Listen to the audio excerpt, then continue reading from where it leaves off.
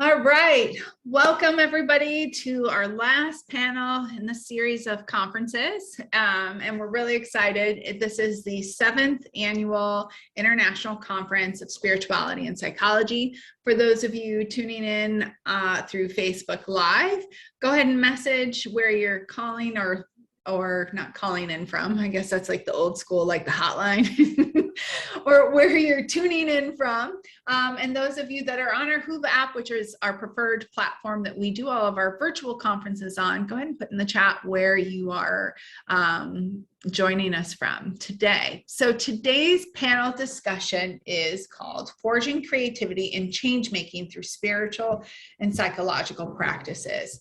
This is going to be an amazing panel. We have 4 incredible speakers today that have said yes to join us on our panel discussion. I'm going to do a quick intro and then we're going to dive straight in with all of the questions. For those of you who are new to our panel discussions, this is approximately 90 minutes long. It does go fast sometimes.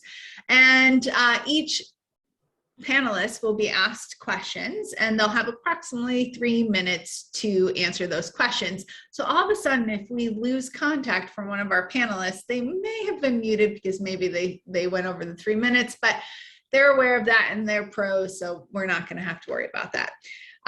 So just as you understand the format. All right, so let's get in and do a quick introduction.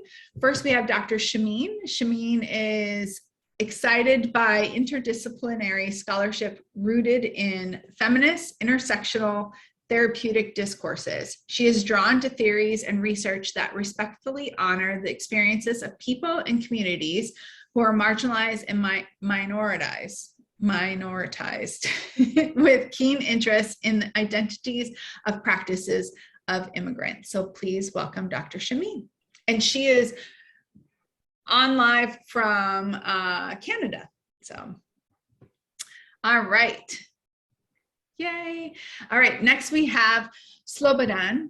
And I apologize in advance, everybody. I'm still a bit tongue-tied for those of you that have been tuning into the panel discussion. So I'm sure I'm gonna fumble over words, but it's all love here, right? But sure. Slobodan is native of former Yugoslavia, was born in 1945. He lived in England. He's taught the history of arts and ideas, design and art studio from 1969 to 85 in various institutions in London. He has taught at the University of California, Berkeley with a number of scholars, artists, and community leaders. He's founded Artship Foundation in 1992 and has been its executive director ever since. He's also served on the board of the Society of Founders of the International Peace University in Berlin, Vienna from 1996 to 2002. Please welcome Slobodan. There we go. Okay, then we have Greg. And Slobodan, where are you calling in from? I didn't catch that. I forget. Unmute yourself. You mean where I'm now? I'm in Istanbul. Where are you now? We have Artship has a place in Istanbul and in San Francisco. So I'm currently in Istanbul. Istanbul. Well, welcome. Thank you. All right, then we have Greg, who is currently in Bangkok right now. And Greg is a naturalist, a writer, a lecturer, spiritual teacher, and engineer. Greg's creative and mystical insights blossomed after a spiritual awakening in 1998, sparking a multi-decade quest to better understand the nature of reality. What emerged was his Centerpath philosophy, a new metaphysical understanding of being complete with a new theory of language and how the mind focuses.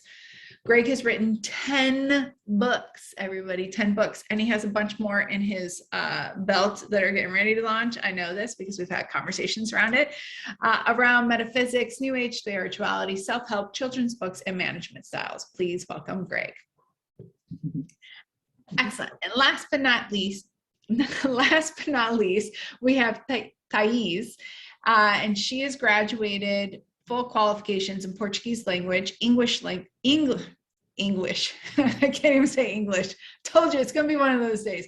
English language and respective literatures by the Federal University of Rio Grande. Master in histories of literature And also she is a proponent of the meditation course at the university. She is a spiritist speaker, and has worked with the Brazilian Spiritist movement for over 20 years. She practices and studies Reiki, yoga, and meditation, and has done research relating to spirituality and education. Please welcome Taisse. And you are calling in from Brazil or Portugal? Brazil. Wonderful. All right. So let's go ahead and dive in. Again, the title of this panel, if you are tuning in live, is Forging Creativity and Change-Making Through Spiritual and Psychological Practices. And I'm going to start off easy, panelists, and we're going to ask just a basic question. What made you say yes to jump on this panel? So what excited you about this panel? And I'm just going to go around the room, and I'm going to start with Shemine. Thanks, Lynn.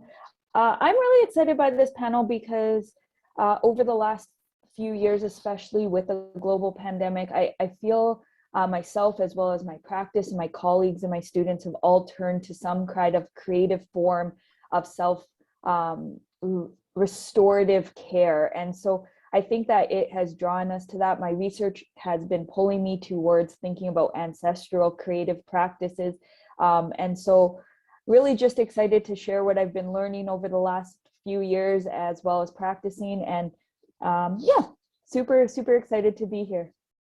Excellent. And we're excited to have you. Taisse, how about you?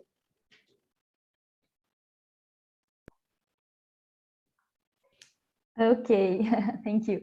My motivation for being in this event and panel is the possibility to hear the experience of other people who are studying, doing researchers, and living spirituality, art, and a new perspective of understanding about what life and human life is, and how together we can grow into a new humanity. My main motivation is to learn and share with people in different parts of the world. So I'm so glad to be here, and that's it. Excellent. We are excited to have you. How about Slobodan? What made you excited about the panel? Yeah, well, I have been working with, now my voice is gone. Ladies and gentlemen, I have been working with creativity seriously all my life. And I have been even reprimanded for doing such thing as a child. Nevertheless, one of my main commitments is creativity as a byproduct, not as a first cause. And by doing that, by social engagement, by creating curriculums which are approaching something which people need, when the creativity comes into it as a part of the method, and it's not called method, part of the ways of communicating, suddenly much greater opening happens than when there is creativity as a first cause. So by introducing spirituality and creativity, and by this particular organization, Tomorrow's People, I felt that should be something good to contribute for all of us. So. Excellent. Well, I'm excited to hear about all of your knowledge, definitely. And Greg. Yeah, sure. So the term change making struck out to me. I've never heard the term really before. I've kind of heard it, didn't know what it was, so I looked it up. And it's about your personal efforts toward helping others. And in the end, what are we all here to do? We're all truly here to help other people. So that was inspiring. And the fact that one reason I've been so intrigued by ICSP all these years is because spirituality and psychology are truly probably the most advanced fields, or the fields that really have an impact on people's lives. So the fact that we're going to talk about change making, helping people get better, helping them get better, do better, and spirituality and psychology are the platform to do that. It was irresistible, right? The allure of that. And then, of course, creativity was thrown into that equation as well. And as everybody on this panel said, that's really what we're all looking to do, is be more creative and express ourselves. And I'll probably touch on it later, I think, with some of the maybe questioning later, but after the spiritual awakening that I experienced in 1998, the channels just opened up to creativity like I never imagined, and it was effortless. And the bliss and the benefits that came along with that were just incredible. So it mix all that up into a big stew, and it's exciting, a set of subjects. Thanks. Of course. Well, I'm coming right back at you with this question, Greg. And again, we're going round robin. Sure. You mentioned personal. So the next question, everybody tuning in, we're going to get a little bit more personal with our panelists. And I want to ask the question, what is something personally you've done that's in alignment with forging creativity and change making through spiritual and psychological practices? So maybe a personal story or just a snippet. And Greg, it's back to you. For me, it was this spiritual awakening that set me on this course, this journey to better understand reality and how things work. And that was really cool, and discovering really how the creative process spontaneously generates order, but also harmony in the universe. That was really cool from a technical level, because I am an engineer in my background, but I knew all along that I had to take that information and apply that to the human experience. So trying to take that theory, that framework, and apply it in a framework which I call center life, on how people can take that life practice and apply nature's harmony generating ways to their lives. So in a sense, I feel like I've tried to make a difference from what I've learned to share with other people, but also my practices are empowering other people to grow spiritually and creatively through these practices, the center life practice I developed. So it is through that long journey, spiritual awakening, through understanding the world and then applying that to the life, where I feel like I've tried to make a difference, change make. I love that you keep using that word. I love that word. I remember when that word came up in our committee, and you were like, "Oh, what is that word?" And it so much represents exactly what you've done. And like you shared, the opening to the creativity that came downloaded through you effortlessly. So thank you for sharing your story. How about you, Slobodan? What is your personal connection or something you've done that applies to this concept? A story. Well, I am 77, and I have been a professional artist since age 7.5. I heard on the radio an audition for children performance. When my mother came home, I told her, and she said, "You have no talent, I have no time." And I went by myself for an audition to Radio Belgrade and won it. My childhood ended, and I learned all kinds of techniques and have been with adults, complete professional, giving ideas. And then the star system of operas and films and all of that, I realize we have to make it so it belongs to everyone.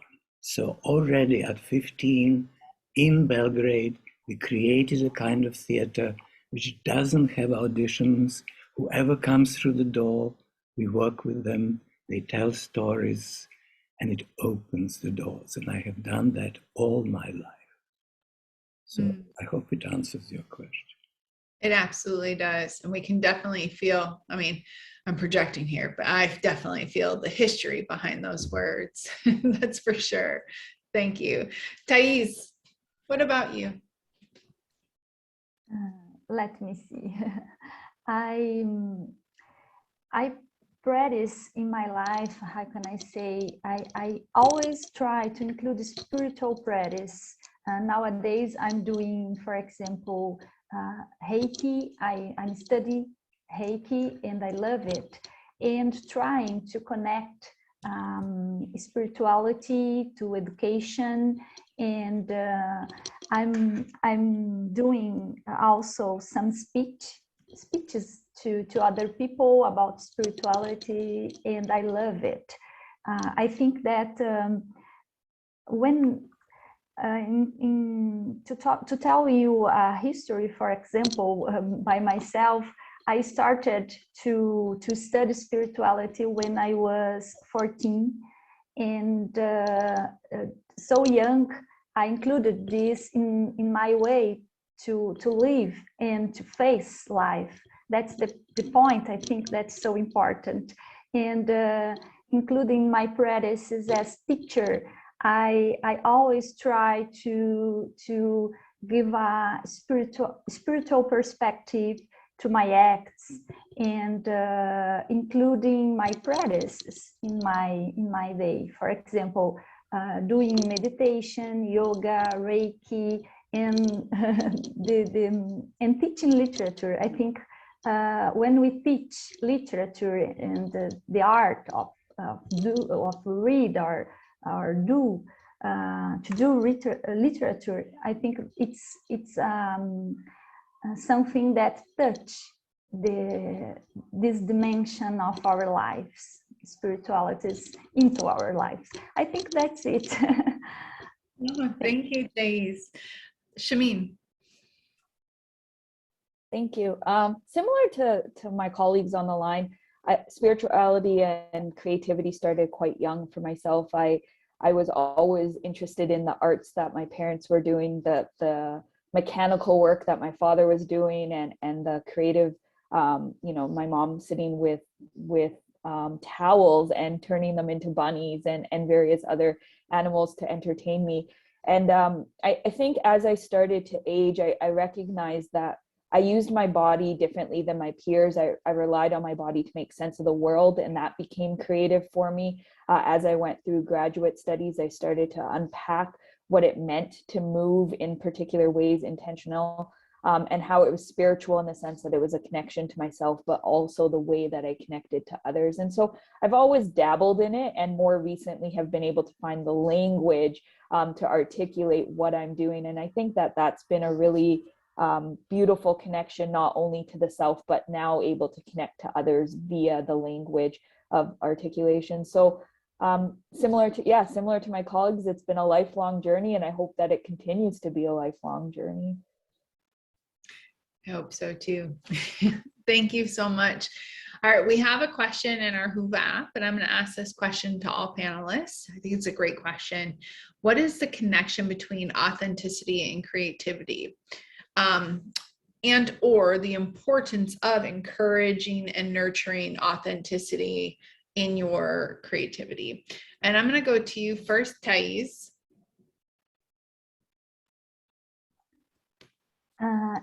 In my point of view, I think that we can, how can I say, connect with our spirituality through art. I think that art, for example, literature or another language, are a mechanism, are a way to connect with your spirituality. And for example, when we start to write literature, you can express themselves. You can also feel a dimension in our life that is so, how can I say, so specific. So I think that art and the connection is a kind of powerful dimension of our lives. I see in this sense. Oh, thank you. Slobodan, what do you feel about the connection between authenticity and creativity? In my view, in my humble view, is they're inseparable. Unless people are posing, and there are a lot of poseurs, but that's not creativity, that's appropriation. And our culture actually is appropriating culture and encourages. But once there is a creativity, that's authenticity. there is a connection with self, just like what our colleague talked about her movements. She discovered them through herself. You cannot be creative without that. So that is my humble point of view. I love that. Greg?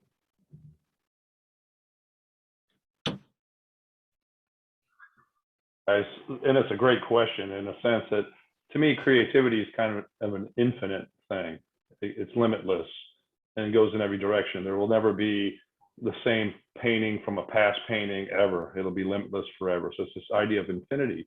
And when you start to talk about authenticity, you're starting to talk about the individual and being true to yourself and your passions, which reflects, as Slobodan just said, they reflect one another. But to me, it's also, so authenticity is being true to your past and your experience. And because that comes out in your creativity as well. So it's kind of like your personal experience expressed with the infinite. So I think it's two sides of the same coin, but yeah, it's a great question. Yeah, absolutely. Shemine? I would just add on to what Greg was just saying in the sense that there's this idea of the past, but there's also the openness to allow the work or the creativity to allow you to become who you're constantly becoming, and this idea that we're never still in space. So so that becoming is really important in the authenticity of allowing us to embrace what's next in our journeys, and I think that becomes really important. And I think depending on how each of us defines creativity, that authenticity will be represented differently. Absolutely. I love all of your answers. And one thing that came up for me when I was listening to all of you is I feel like the authenticity part, not the posers, as Slobodan had said, but the ones who are really authentic with it, it almost brings like a soul. There's a different life to the creativity that you can feel, that you can't maybe even describe. And so that was a great question from the audience. Thank you so much. Shemine, I'm going to come back to you and go round robin. What theories are driving your practice in change making? First of all, do you see yourself as a change maker? What theories are driving you? Yeah. Oh gosh, that's a really big question.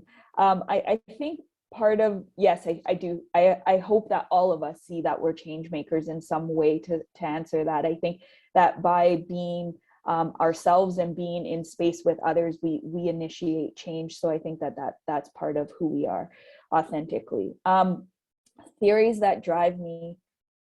Lately, I've been relying on, and it's not a formal theory, but it's this concept of anseo, and that's Gaelic, and it really represents we are here in definition. So I've been working with a colleague in Ireland, and we've been thinking about this idea of anseo as arts, nature, spirituality, education, and other. And so this is the framework. So perhaps not a theory, but the framework that we approach our work with children, youth, and families. And in that, we kind of embed, or we hope for, this idea that someone and everyone that we work with, the children, youth, their families, our students, our practitioners that we supervise, that they find their passion in the work that they do. And so it is passion-driven practice, not theory-oriented always. Theory can supplement it. We can utilize things like solution-focused practices or narrative therapies, art-based, play-based therapies, but it's rooted in their passions, and hopefully art, nature, spirituality, education, and other will include all of that. The other theory that I really like, I really am driven by unpacking the ecological systems theory, so understanding all of the micro, meso, exo components of a person's lived experience, and hoping to find moments of spark in each of those levels or each of the systems that are influencing a person.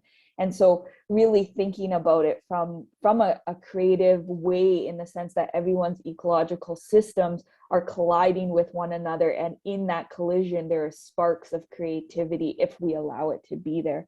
So those are, I think, the two that are currently kind of guiding my path. Wow, thank you, Shemine. How about you, Slobodan? Well, not so much theory, though I'm a curriculum designer, so of course there are all kinds of theories, but two aspects. It's Winnicott, a child psychologist, and his theories of early development related to the cultural experience are one of my central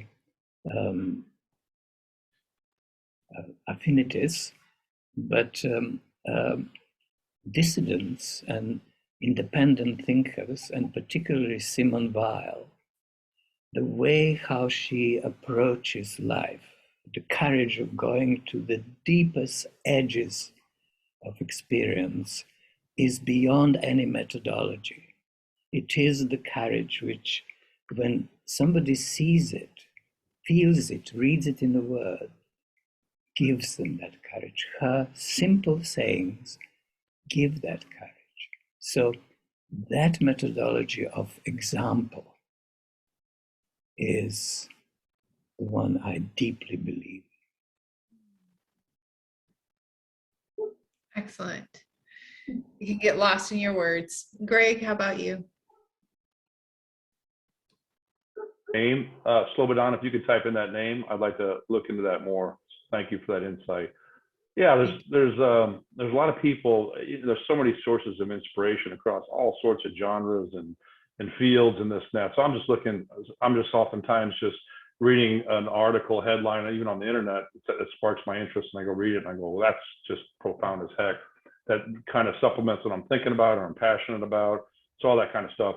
But there's a few people that really resonate with me too. Like, I mean, somewhat cliche to say Deepak Chopra, but some of his ideas and most recent books on nature of consciousness and stuff just really drive me to another level of thinking. Michael Beckwith, who's just a great spiritual teacher, and what he to articulate the spiritual journey, those kind of things just drive me. But I'm, me, I'm a naturalist, right? So my greatest theory that I follow, I mean, we're all humans, and we have all these great theories and fields and stuff, but we're all just an element of something much larger than us, which is, of course, the universe and nature. So it's her theory that I affix to. I mean, that's my theory, my mysticism, my spirituality, my religion is nature, and learning from her. So her way, the way she creates, the way she generates harmony is what I am focused on always, to better understand and better articulate and apply to the human condition. Thank you, Greg. Taisse.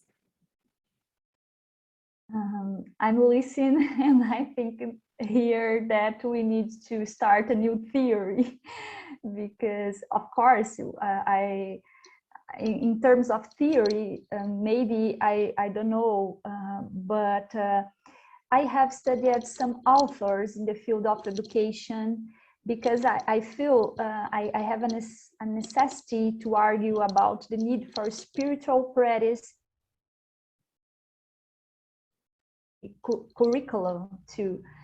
For example, I love a Chilean professor, Claudio Naranjo. It's a Chilean professor that writes about spirituality in education and about how to include this into the curriculum of schools and universities. And I love Rudolf Steiner too, by Theosophia, I don't know in English.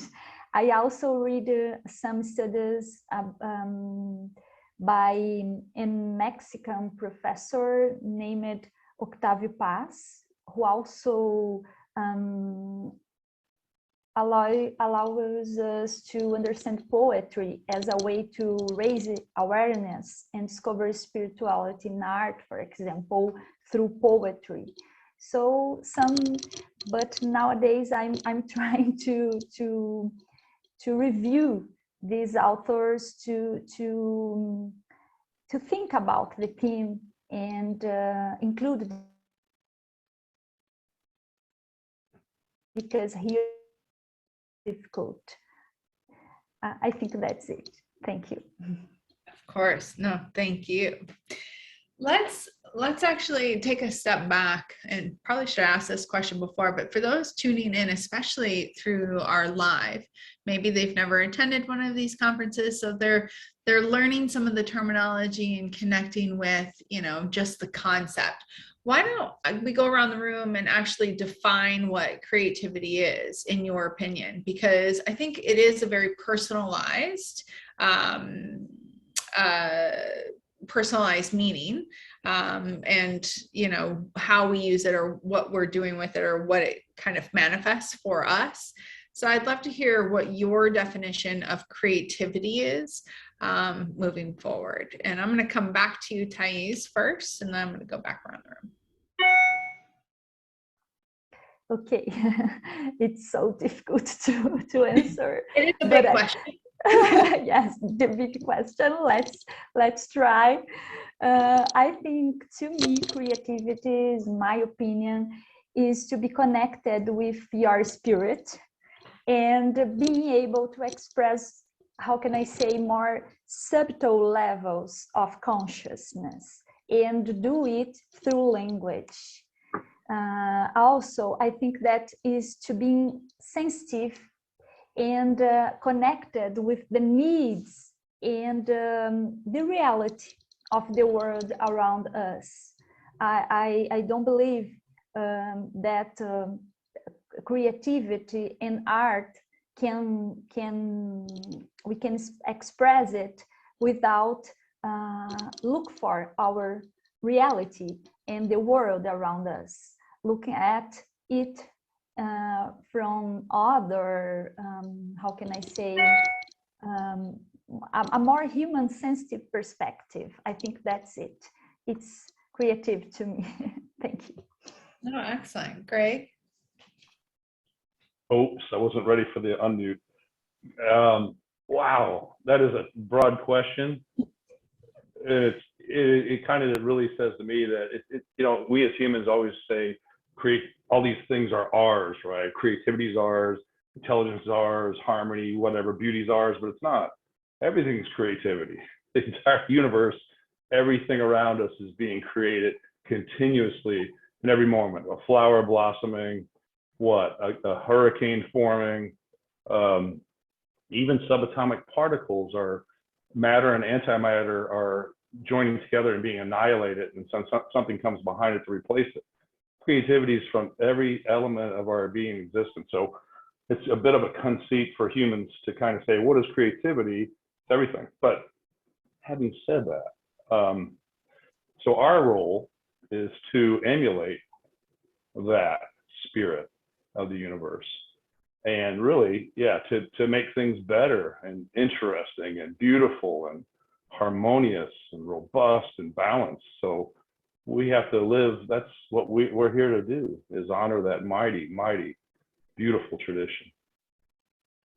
Thank you, Greg. Slobodan? Well, I have, and who cares, but I have written a paper which the title would explain. You know, I'm not saying that because all of us have written papers, but the title of the papers is Problem Solving as creativity, or as an example of creativity in art and science. So lots of amazing inventions have come because people were problem solving, and then suddenly they have this moment of illumination. It's very similar, which Greg said, there is a tuning with nature, but working with children, working with people who have inherited a great level of trauma, when we are doing something, doesn't matter what it is, suddenly everybody does something creative. And if it's supported, and if it is something we are all doing together, suddenly, through problem solving, the creativity arrives. And I never talk about the internal dimension, because I don't want to create a barrier, but I completely agree with Greg, and I try to bring those natural examples in. But working with people, problem solving, suddenly brings that illuminated moment. Absolutely. Shemine. Oh, I'm not sure I can be as profound as Greg or Slobodan.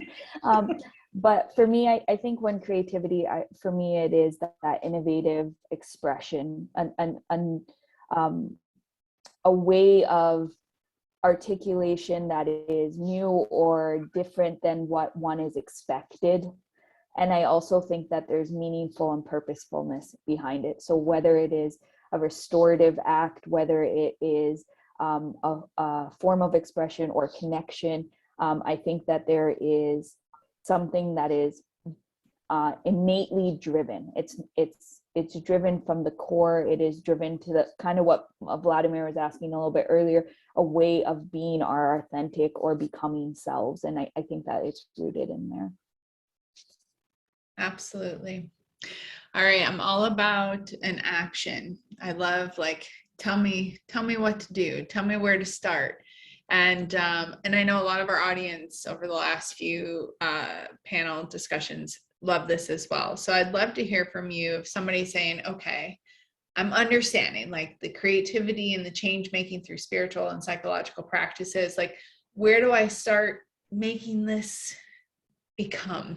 And so it could be some actionable items. It can be, you know, a particular resource that you might guide them to, whatever comes to mind. But what are some things that ones can do? We'll start with, because I'd also like to go around the room afterwards and ask externally, but what can we do to start our own practice to really forge that creativity and change making through our spiritual and psychological practices? And Greg, I'm going to come to you first.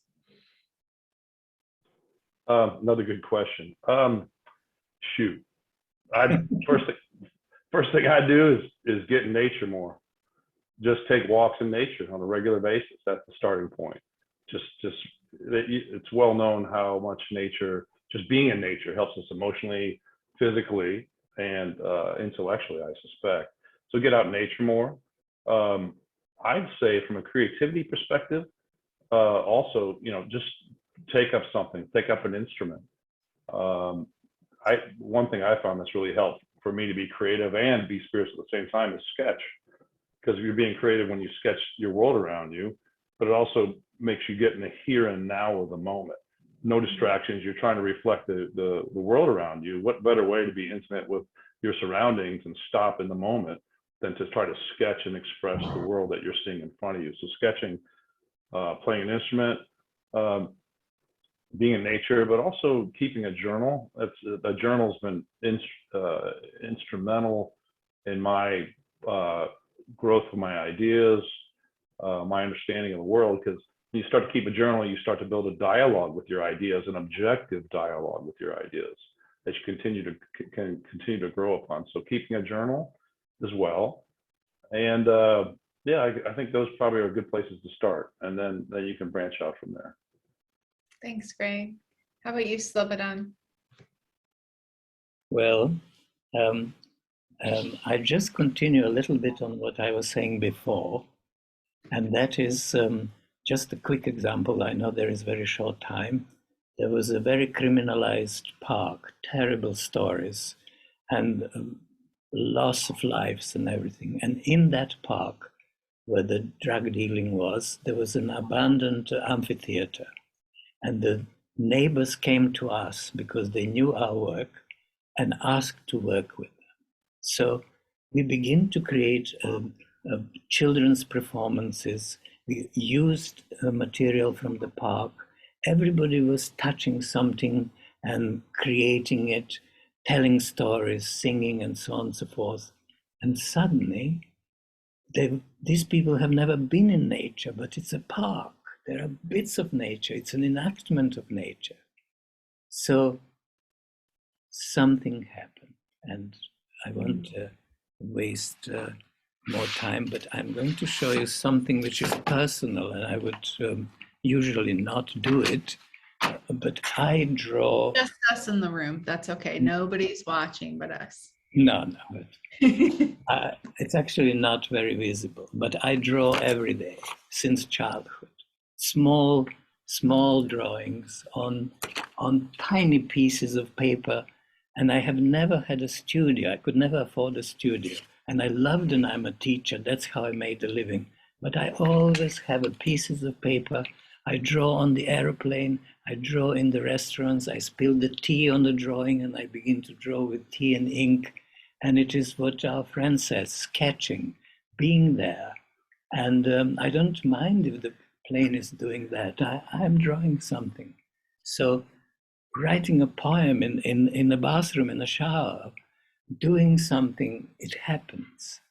And it's with us. And we can... Love it. Shemine.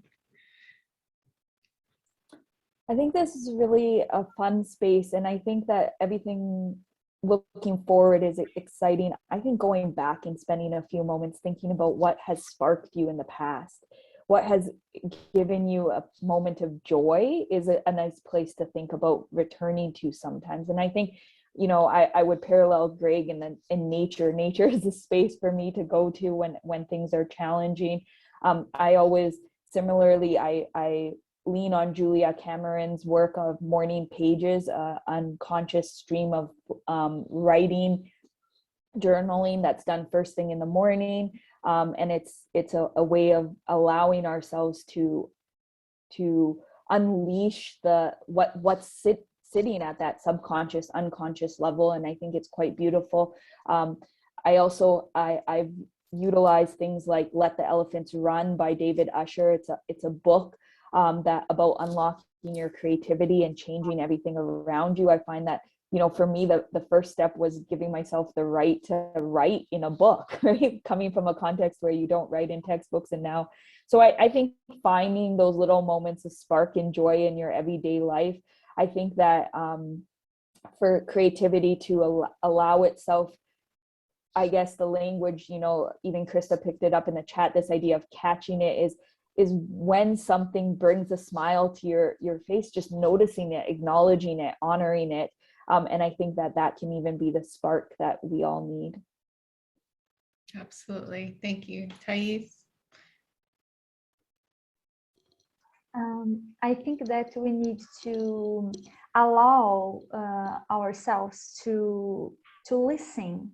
The power of creativity that we have into ourselves, because for example, for me, I like to be in the nature too, and reading poetry and try to write some poems when I'm in a restaurant or with people, or how can I say, seeing people around me. Because I always think that, to me, in literature, for example, creativity is the humans, is to see the humanity, and because it's the power of God that are creating all the time. It's so powerful to me. So I include in my day, I like this, for example, listen a music, or read a poem, or talk with a people that I can feel that is someone that have some special thing to me.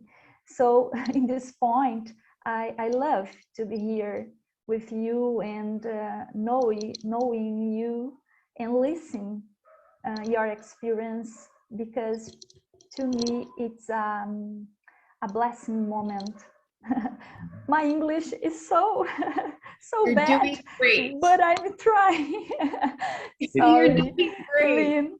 Oh, thank you a lot. No, thank you, Taisse. Pretty good, pretty good. But I feel comfortable here with you. It's lovely. Well, your English is a lot better, and I'm going to project and assume here, than all of our Portuguese. So yes. I'm going to assume. So difficult. There are a lot of things, yes, that I want to say, but that's it. The language is, thank you. Beautiful. And if you are inspired to say in Portuguese, we will listen to you and feel the essence of it through your native language. So Be please, beautiful. Yeah. yes, please do not hesitate if you need to speak in Portuguese to get your point across. We love that as well. And I always feel like, and I love going to different countries, and I live in a different country other than my own currently, and you can feel, you know, one's soul and presence, regardless if you understand the words coming out of their mouth. So love that. All right, so we spoke about actionable items or ways that we can support ourselves. How about supporting others? So not just supporting and encouraging. And I go back before I start round robin is, you know, one of my favorite quotes, and I love quotes, is be the change that you wish to see in the world. It's something that I've always lived by. I know that it has to start within in order to be shining outwards. And there are some of us here who want to show support, who want to encourage. And so how can we do that, especially in a time where the last few years have been chaos for the world and very disconnected, and in a lot of ways, and very connected in a lot of ways, because we can have, you know, virtual summits like this and be connected across the globe for those that have internet. So where would you tell someone to start in a broader sense, to help encourage and or support that creativity, that change making through spiritual and psychological practices in others? Slobodan, I'm going to start with you. Well, the time, the place, the people would bring the answer for each possible thing. So one could have that beautiful saying you said, you know, be change, but you could be a change of some kind, and suddenly you have a job in the most depressed school in town, but children are completely destroyed. And where do you start?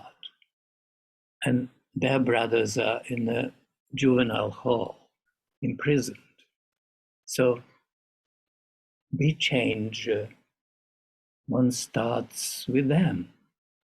One starts with what is the trauma, what starts where the hurt is, where the inherited trauma is, where misunderstanding is. And if one is preserving oneself to be the change, it's difficult, it's painful.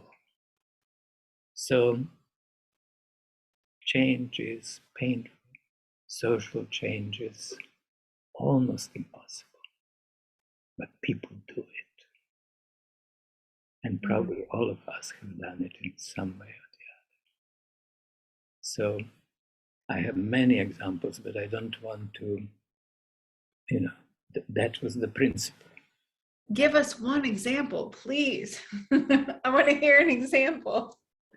Well, I was teaching architecture at Berkeley, but in my garden, in a sort of more depressed area of Oakland, I just start making these broken chair things into little, could be spontaneous, unconscious totem poles. And the children came, and we began to do them. And then somebody saw it. First few neighbors put them on their thing, and somebody gave us a parking lot. So for 5 years, every Saturday, people came and put them on their houses. People who never talked to each other suddenly talked. People who helped each other. And it's just from broken bits of wood, but done beautifully. And it created a whole sense of community. Just pieces of wood, just making them, painting them, doing them. So that is just one of these examples. The second example is we taught a crisis of perseverance for inner city children, and the artists are the role models of perseverance. So that's why we called the ship, which was confiscated from us for the development reasons of the commercial real estate. But Artship, ship where the artists are practicing, and we are teaching culinary and maritime skills to the inner city kids. And they see it from week to week, the perseverance. So, and many, many other examples, but just those two would give you. I love that. And one of the things I take from that, especially the second part of the story, is if we have the means to show up for those that are needing it the most and just continue to show up and to be authentic in ourselves, we can really create change. And I know that's a pretty profound story woven throughout my life, being that child, and then also as an adult being that change. So I appreciate your stories. Thank you. Taisse, how about you? How would you, what advice would you give to those of how we can support and encourage in others the change making, the creativity through spiritual and psychological practices? So I agree with Professor Slobodan in a point that I think that is so important to see the childhood, to consider, for example, here in Brazil, in our education system and curricula, we have in the public sense, for example, we don't have art in a sense that we need to have. And I think that, for example, a child that is in a vulnerable situation needs to have the opportunity to have dreams and art. And I defend this. An example, in the public schools here in Brazil, we have curriculums that include a lot of mathematics and Portuguese, sorry. A lot of Portuguese and mathematics. And how about art and literature and express? The child are in a how can I say, they are poor twice. How can I say twice poor? Because they need to have this opportunity. For example, if I'm a poor child, I need to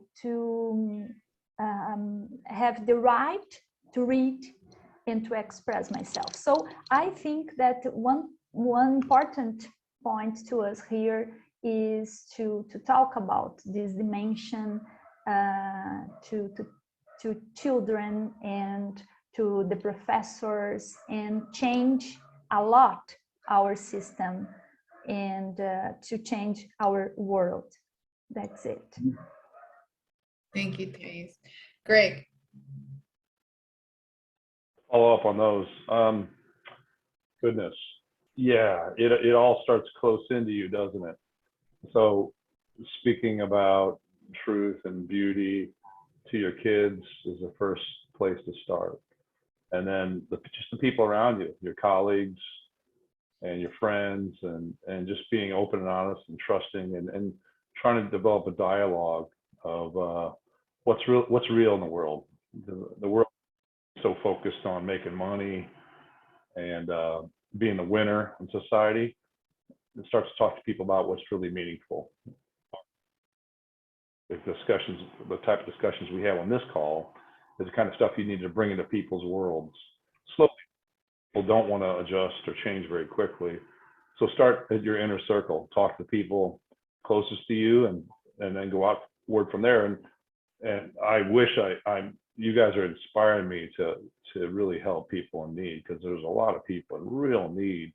I'm talking about, people I know. So that's going to give me some things to think about this year. But, I talk to people on the street sometime. I meet a guy somewhere, I don't know the situation, somebody in public, and, you talk to them and you just get this feeling that they don't really have a certain view of the world, and they kind of on the defensive, and they're kind of uncertain about themselves and everything. And just talking to people directly and openly makes people inspired sometimes. So again, concept is talk to people and spread the good word about what's real and right and beautiful.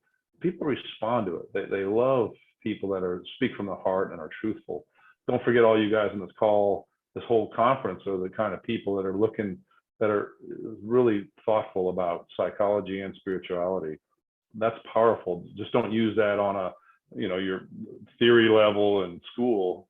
Use that in every exchange you have in life, and you'll be surprised at the effects.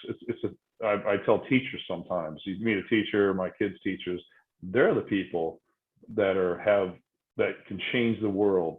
They're putting ideas and memes and seeds in kids' minds that could forever change them, the way they think, the way they view the world. So just keep planting those beautiful seeds, and the world will get better ultimately. And it was, I think, Slobodan and more on people that are really in need too.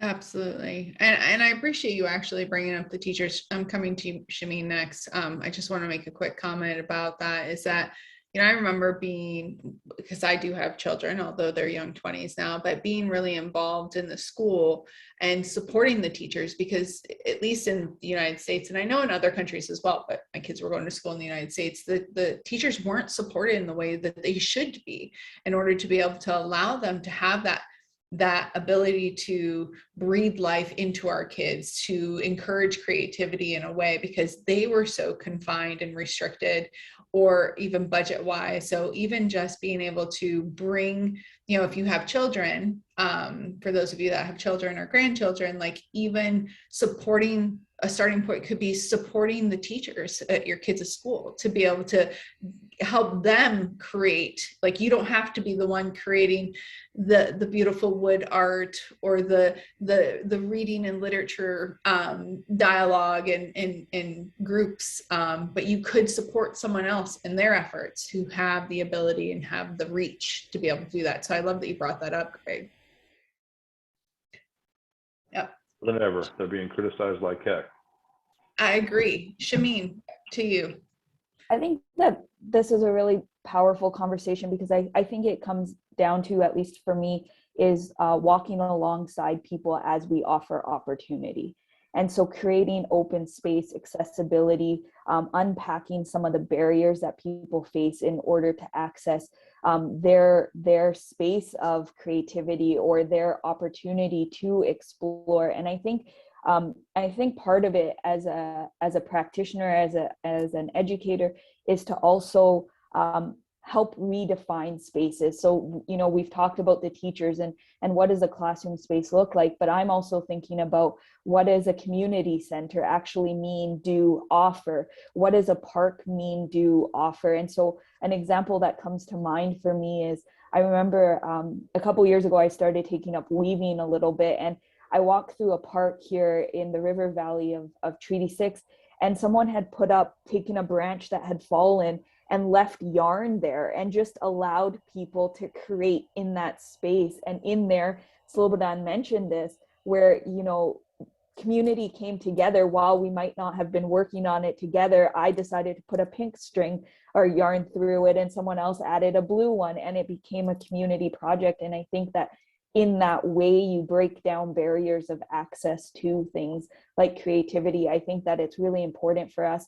We sit in, and I'm going to assume many of us around this table today, we sit in positions of power and privilege, that we have access to resources and tools. And so how do we start to unpack that for others? Thinking about Taisse and Slobodan working, in communities that are experiencing poverty, even the idea of finding that notebook to write a few words down might be a challenge. And so how do we offer and walk alongside them? The other example that comes to mind for me when I think about that is my colleague in Ireland does what's Poetry in the Park. And they come together in a park, and they offer her a few words, and then her and her colleagues create this beautiful poem out of it. And part of what I learned from her was that there's no right way or wrong way to engage in these things. And I think it's teaching young people and adults that there is no correct creativity. Whatever is important and meaningful to you is your creative expression, your spiritual thing.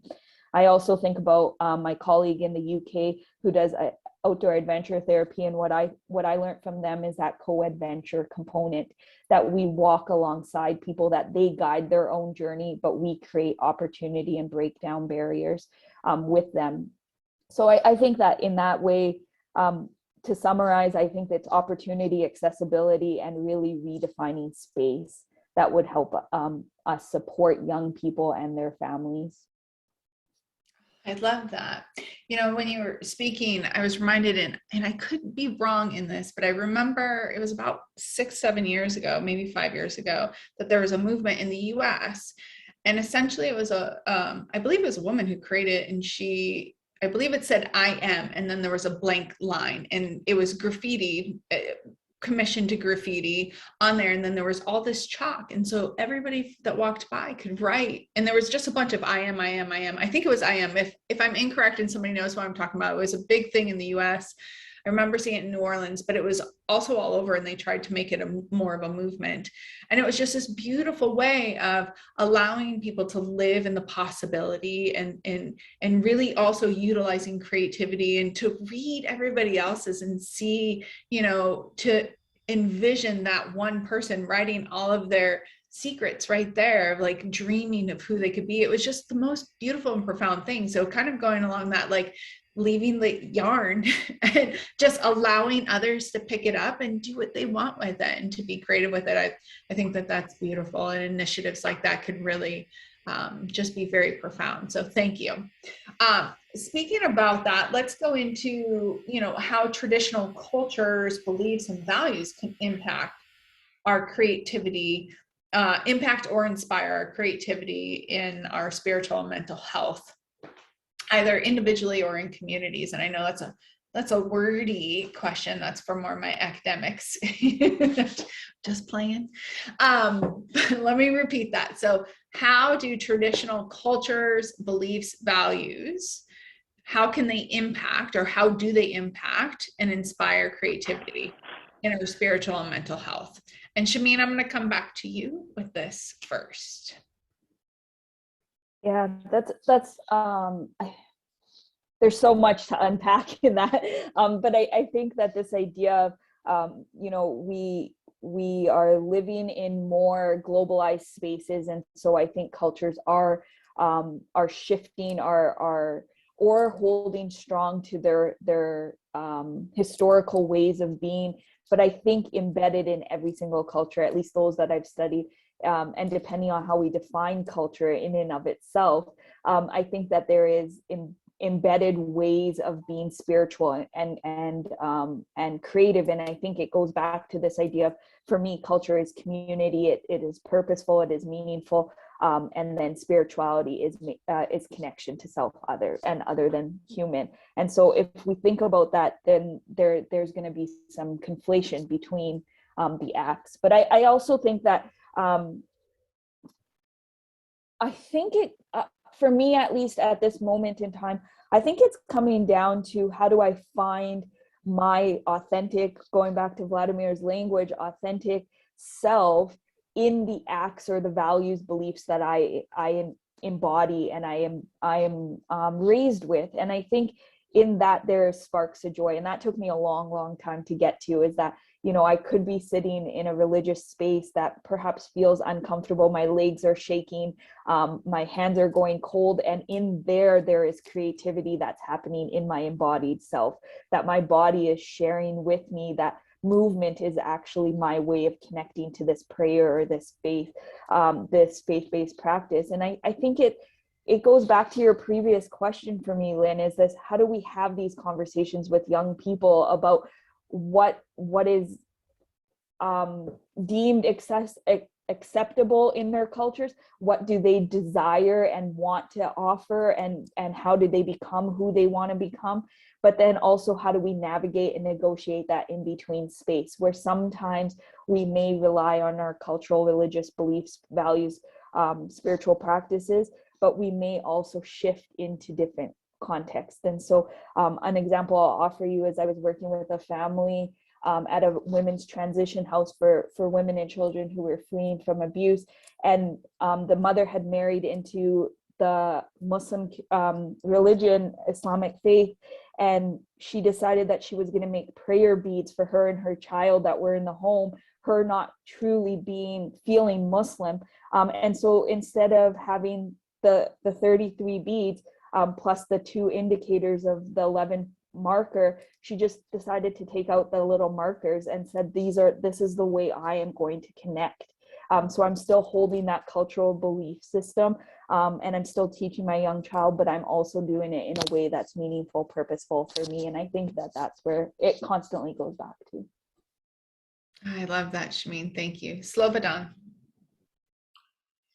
Well, I have studied for probably 30 years the work of women wisdom holders, and particularly through Tarantella, Zar, and similar dances where the woman helped women. And because we had a school in Italy, I was lucky to have access to one of living old lady wisdom holders. And they still exist, although scholars cannot find them because they're discreet. And the women have carried university, 3 times university level knowledge for generations about food, about health, about human connection. And I constantly bring that into the contemporary context, into the context of art and cultural history. And I have sometimes very violent reactions from people, academics, not from people, but they are minority. But there is so much to be learned. One of our associated scholars, it's a chef at Amber Indian restaurant in San Francisco. His mother is illiterate. He studied Ayurvedic medicine and all of that. And then he realized his mother knows Ayurvedic principles. She would cook something for someone who is not well. If somebody doesn't want to have a child, she would know what to do. And she had a role in the community. And there are people like that. In the Native American community I have worked with, there are people like that. African American grandmothers hold something for their children, and so on and so forth. So it exists. How to make a connection without appropriation, it's always a very delicate issue. Absolutely. Thank you. Taisse. Fantastic. I love it. And to contribute, I want to think about culture, because I think that we need to nowadays to think about what's culture nowadays. And when we talk about culture, we need to talk about our experience. And I understand that no one produces cultures if they don't experience it authentically. And I thought this through a Peruvian literary critic named Mario Vargas Llosa. He claims that culture is dead by the civilization of this spectacle. Therefore, I believe that if we really want to have a culture of spirituality, for example, we will have to experience it and experience art or some ancient practice, for example, Ayurveda, yoga, and another practice, together nature, for example, or meditation. They are some way to experience spirituality through culture, I think that. But we need to experience it, really experience. And also, I agree that we give to consider and give local communities the opportunity to maintain their culture and to value this. And also to think about have mental health. I think that we need to stop, for example, consuming culture and start experience culture. I think that we need to stop to pay for culture, for example. I don't believe that it's possible. Culture is another thing. We need to value the diversity of values, way of being, and experience the world itself. I think that's it. Thank you. Beautiful, Taisse. I love that not paying, but experiencing, the act of being present and connection, and to really experience is completely different than the act of purchase. So in the quick version, I love that. Greg, how about you? Those guys, I don't know who thought up this question, but it's a fantastic question, right? It's bringing us right back to the source, the root. It's the most essential question, right? Yeah, I mean, we're talking about the roots of all mysticism, spirituality, and religion here, right? So can you guys imagine people living on a prairie, and tree, cave, field, I don't know, and seeing a sunset, a thunderstorm, a crisis with an animal, an attack from a village, and just trying to make sense of it all. What's life about? And of course, the definition of myth is, right, trying to place the human experience in a context of nature and the events in nature. So all these, when we talk about traditional indigenous, but we're talking about going back to people that experienced life in these conditions, and the way they made sense of the world was through the world around them. And it's the basis of all storytelling, myth, like I said, spirituality and religion. So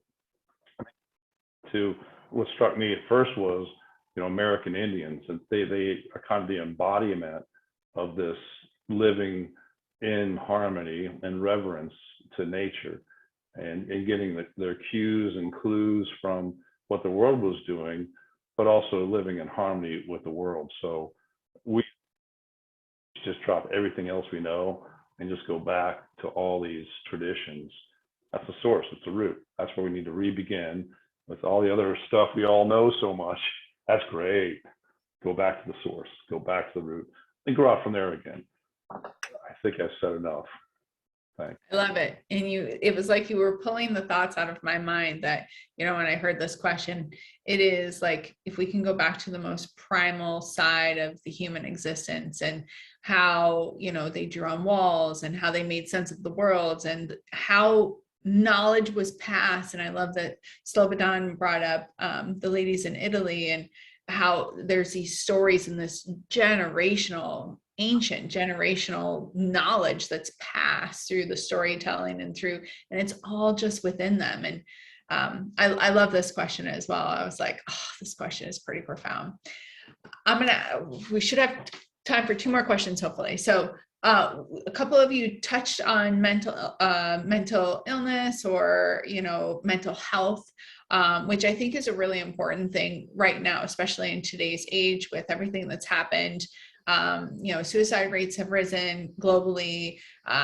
Mental health needs have risen globally. A lot of things have been affected, and we don't even know the outcome. So this question is, what do you feel could be, what do you feel that could be the effect if we helped with mental health through creativity and change making in the spirit, through this context, through this question, the panel discussion? So how can this help mental health, essentially, is the question. And Taisse, I'm going to come back to you first. Okay, let's. I think that arts has a function that we call catharsis.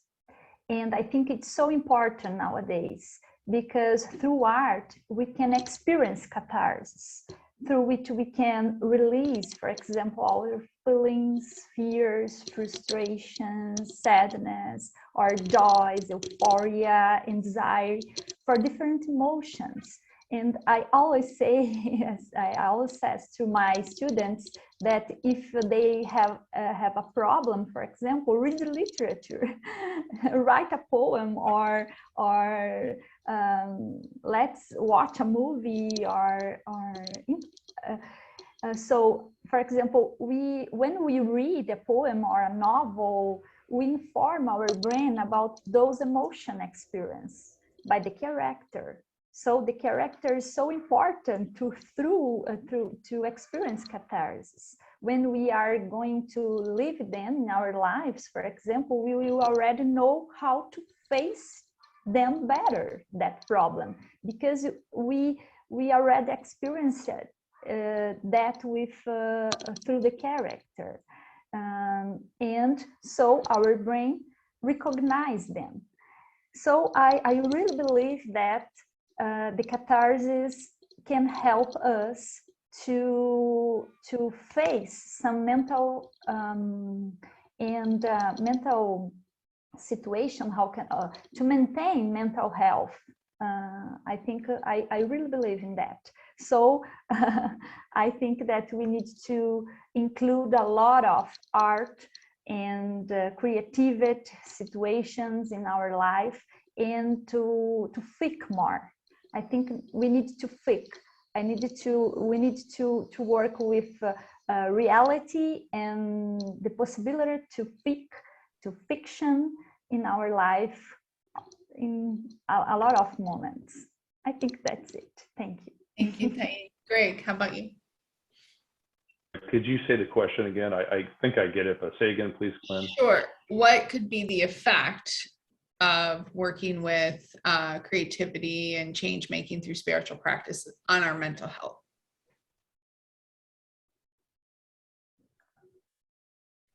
Yeah, my experience was maybe a bit extreme or weird. I don't know, but when I did when I went through a spiritual transformation, and the creativity that exploded from that was incredible. And not only just the experience of the creativity, but the bliss that came behind that, and the understanding and the knowing of how, deeper understandings and knowings of how the world worked were incredible, as far as my ability to, even think, integrate ideas, be creative, think more widely, and so on and so forth. So from that perspective, just the emotional and growth benefits that I gained from that experience clearly defined to me that art is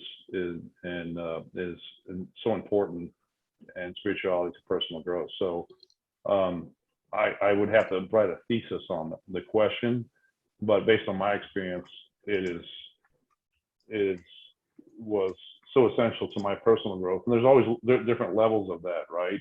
And so yeah, it's a great question. I got to think about that though on a regular day-to-day level. But absolutely important. Art and creativity and personal growth and well-being is essential. Excellent. Thank you, Greg. Shemine? I think that there's many factors that play into this, but I think there is this idea of, in moments of concern or difficulty, that being creative can help reduce stress. It can offer some relief towards depression. It can perhaps reduce anxiety that people are feeling. And then once those have lessened symptoms, or those feelings are kind of attainable, and they're able to work through it, I think that what it does is it allows, excuse me, I think that creativity allows stimulation of engagement in other forms. And so when we're able to use creative outlets to kind of hit a degree of homeostasis maybe, and then we're able to then transform that into using our hands and our minds and our bodies in these really beautiful and oftentimes unknown ways that present themselves. And I think that becomes a really important thing for our mental health, because we now learn about the ways of our bodies that we are able to find coping mechanisms, if we want to use that language. And I think we've all alluded to this over the conversation, and I've said the language a few times, is that it creates an opportunity to express and articulate and make sense of the experiences that we're having. And I think that's really important for our mental health. And, we started the question thinking about how chaotic things are in this moment, but perhaps being able to focus in on something creative also allows us to enter into what Csikszentmihalyi will call flow. And in that flow, we're able to find a sense of ease and a sense of self. And I think that that becomes really, really powerful. We know that creativity does reduce anxiety, depression, and stress. And so I think even if we were just to go back to the biological component of it, there is benefits to it. Absolutely. Excuse me, sorry. Profound, Shemine. Slobodan. Back to the wisdom holders, ancient wisdom holders, contemporary wisdom holders, spontaneous wisdom holders, you would always find that they are listeners. They really know how to listen at different degrees. In our performance group, not that we are great listeners or anything, I'm not giving it example, but just the touch, we don't choreograph and beforehand. Everything we do, and it's mostly storytelling of diverse, each story starts from the person, and then someone like Dede Slobodan, Dede is grandfather in Turkish, because of experience, something comes from the person, and the experience and psychological studies give poetic return towards the catharsis. So the person can enact their internal fruition of that which was pushing them without being overtly directed, but supported. And then the catharsis for the audience happens. So it needs a level of skills, and it needs a temperament of listening. Like not everybody has a singing voice. Not everybody can listen. So, and the characteristic of wisdom holders is listening. And for the mental health, listening is the primary thing, in my humble opinion. Thank you, Slobodan. Beautiful. All right, I cannot believe this panel melted away. I do want to pose one more question, but we only have 7 minutes. So I'm going to give you each, Vlad, are you paying attention? I'm going to give you each about 60 seconds. So about a minute to give me your last thought. So is there anything that maybe that you really want to add to this discussion? So leaving it all on the table, about a minute, and I'm going to come back to you, Greg, first. I had to say that, me first.